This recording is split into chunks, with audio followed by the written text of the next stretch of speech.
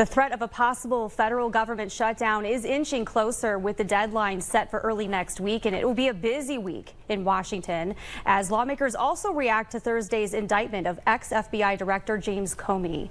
We're joined now by the moderator of Meet the Press, Kristen Welker, who has a big lineup of guests on her program coming up on Sunday. Kristen, thank you so much for taking the time to join us right here. Lindsay, it's so great to be with you. Yeah, so this morning Trump said Comey's indictment is, quote, about justice really, not revenge. But how are lawmakers on both sides of the aisle reacting to the two counts that the ex-FBI director is now facing? As you can imagine, this is really falling along party lines. Remember, President Trump for years has called for action against James Comey, one of his biggest political rivals. He's really stepped that up in recent days. So that's the backdrop to these charges that we are seeing. Let me read you a little snippet of the reaction. One of his biggest allies in the Senate, Senator Lindsey Graham of South Carolina, said, if people get away with this, meaning Jim Comey, with lying to a court, manipulating court, withholding exculpatory information to a court of law to get a warrant against an American citizen for political purposes, the rule of law has died. So that's the reaction from the Republicans. This was Chris Van Hollen, a Democrat, responding today when we have a system where the president is ordering the prosecution of particular individuals. We have a gross abuse of power. So how will the average American see this? What will this mean in the court of public opinion? That's one of the big questions looming large over all of this. We're going to unpack the indictment of former FBI Director James Comey with our big lineup of guests. You're absolutely right, Lindsay. This weekend, we're going to be talking exclusively with the Republican leader in the Senate, John Thune, and exclusively with the Democratic leader in the Senate, Chuck Schumer, all coming up on Meet the Press on Sunday, Lindsay. And are you hearing from your sources that you could learn more about the charges and the allegations that were brought in more detail? That was really only a two-page indictment.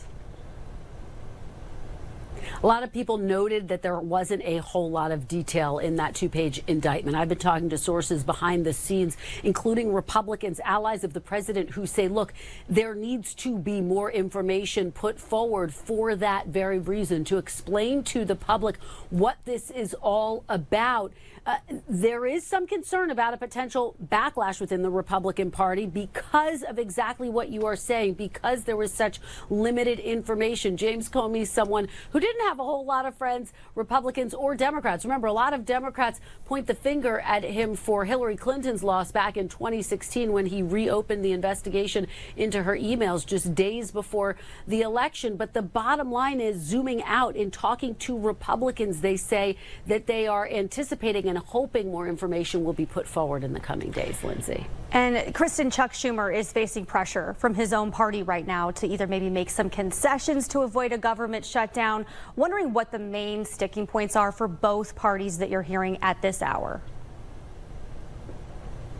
So let me break this down. Basically, with the clock ticking, Republicans are arguing that they want a funding bill with no strings attached. But Democrats are saying they will not accept that. They are saying they want a funding bill that extends Obamacare subsidies, which are set to expire at the end of the year. They say if those expire, premiums are going to go up on Americans all across the country. They also want to reverse some of the cuts that have been imposed on Medicaid. So that's where the battle lines are being drawn, Lindsay. And you talk about the Democratic base. Look, they were enraged at Chuck Schumer back in March when he avoided a government shutdown and basically struck a deal with Republicans. They don't want to see him do that. Now, they're urging him to stand up and fight to get tougher against President Trump, and that's part of why you're seeing this resolve amongst Democrats. You have President Trump threatening to fire thousands of federal workers if the government does in fact shut down.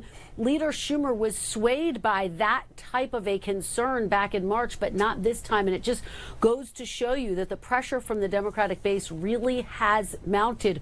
Will they be able to find an off-ramp? That remains to be seen, but we will be unpacking that with our very special guest, Leader Schumer and Leader Thune, coming up on the program. Yeah, Lindsay. I know Thune, he proposed some bipartisan bills. I can't wait to watch you ask him about that because, like you said, they've got to find a way to work together. And in Washington, as you know, that can be tough lately.